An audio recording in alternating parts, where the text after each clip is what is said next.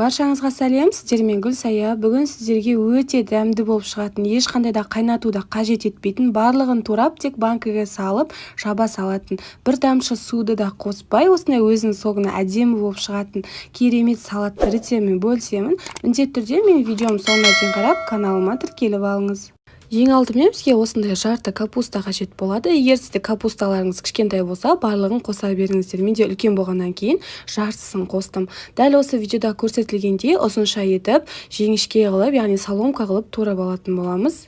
Барлығын турап алғаннан кейін газ отымызға қоятын осы ыдысымызға капусталарымызды салып аламыз.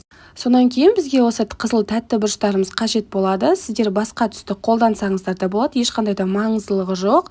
Бірақ та мен осы әдемі болып көрінуі үшін осы қызыл түсті таңдадым. Барлығын капустамыздың үстіне салып дайындап қоятын боламыз. Сонан кейін помидорларымызды жақсылап жуып тазалап аламыз. Артық бөлігін пышақпен алып тастайтын боламыз. Міндетті түрде помидорларыңыз таза, ешқандай да шірімеген, бүлінбеген, яғни езілмеген болуы қажет. Бұл помидорларды да ұзынша етіп, яғни соломка етіп турап алатын боламыз.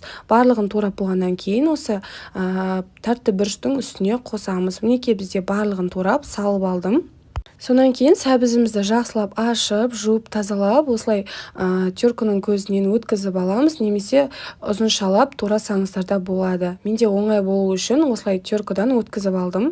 Сарымсағымызды турайтын боламыз. Қатты майдаламай, кішкене ғана үлкендеу қылып турап аласыздар.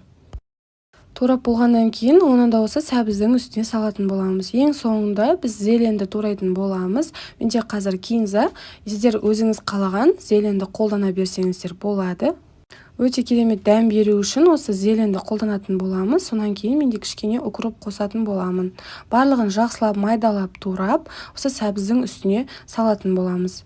Құрметті менің көрерменім, маған әлі тіркелмеген болсаңыз, менің каналыма тіркеліп, жанындағы қоңырауша белгісін басып қойыңыз. Дәміне қарай 2 ас қасық тұзымызды саламыз, және де бұл салат бізде 3 литр шығуы қажет, сондықтан мен 3 таблетка аспиринді езіп осылай салып жіберетін боламыз. Алдын ала езіп дайындап қойдым, және де сұйық майымызды қыздырып, ең соңында бетіне осылай құятын боламыз.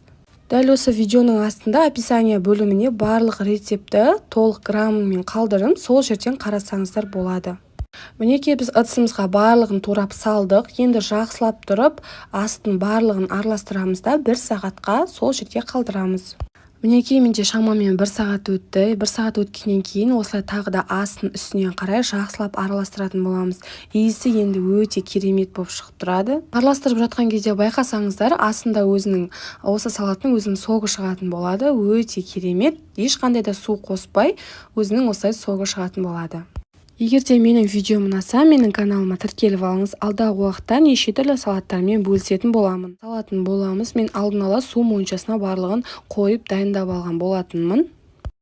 Ең соңында осы банкаларымызға салаттарымызды салып аламыз. Ешқандай да нығыздап немесе қатты бос қылып салмайсыздар. Осылай орташа қылып саламыз, және де салаттың өзінен бөлінген шырынын, яғни соғын бетіне құйып шығамыз. Міндетті түрде дәл осы рецептпен жасап көріңіздер, сіздерге ұнайды деген сенімдемін. Әсіресе бұл салатпен плов, картошка деген сияқты тағамдармен өте керемет үйлеседі.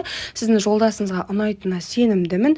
Міндетті түрде жасап, қысқа сақтап қойыңыздар. Осылай барлығын толтырып банкілерімізге салып аламыз. Ең соңында осылай астына шүберекті төсеп, біз банкаларымызды орналастыратын боламыз. Менде 4 банка шықты. Осылай 3-еуін бір үлкен ыдысқа саламын, қалған 1-еуін бір ыдысқа салып қайнататын боламын. Сонан кейін үстіне суымызды құямыз. Суымызды құйған кезде банкыңыздың ортасынан келетіндей қылып құясыздар. Қатты көп құймайсыздар. Барлығы мінекей осылай дайындап алдым. Менде банкілердің барлығы 1 литрлік, сондықтан мен 30-40 минут қайнатамын. Ал сіздерде жарты литрлік банкі болса, 20 минут қайнатсаңыздар да жеткілікті. Міндетті түрде қақпағын жабуды ұмытпаңыздар. Осылай жарты сағат қайнатып аламын. Менде банкалар 40 минут қайнағаннан кейін банкамызды алып, бетін осылай жауып тастадым. Міндетті түрде 2 күнге жылы жерге осылай бетін төңкеріп қойып қойыңыздар, өте керемет болып шығады. Міндетті түрде менің каналыма тіркеліп, қоңырауша белгісін басуды ұмытпаңыздар.